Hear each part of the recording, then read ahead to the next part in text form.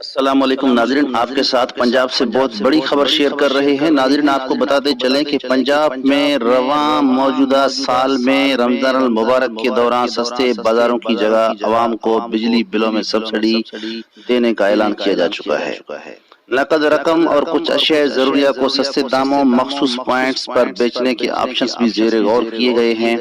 Corona virus کی وجہ سے صوبائی حکومت سستے رمضان بازار نہ لگانے کے آپشن پر غور کر رہی ہے۔ محکمہ انڈسٹری کی جانب سے حکومت کو 3 تجاویز دی گئی ہیں۔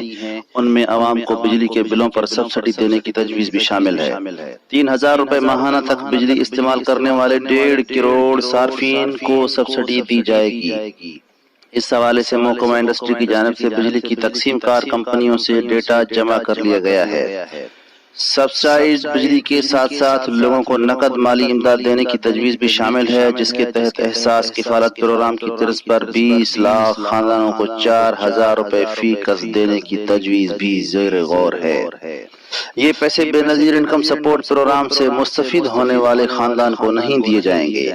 ڈی جی انڈسٹری رانا عبد شکور کے مطابق تیسری تجویز یہ ہے کہ لوگوں کو آٹا، گھی، چینی جیسی اشیاء ضروریہ پر سبسڈی دے کر تمام اضلاع میں مخصوص پوائنٹس پر ان کو فروخت کے لیے احکامات جاری کیے جائیں۔ اس حوالے سے کابینہ کمیٹی کی 2 میٹنگز ہو چکی ہیں، جن میں ان تجاویز کا جائزہ لیا گیا ہے، تاہم کوئی حتمی فیصلہ نہیں ہو سکا۔ وزیر اعلیٰ پنجاب ہی فیصلہ کریں گے۔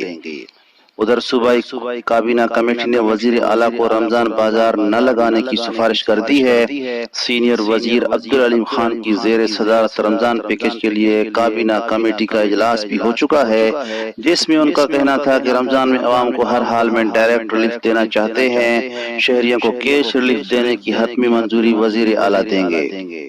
20 لاکھ خاندانوں کو فائدہ پہنچے گا۔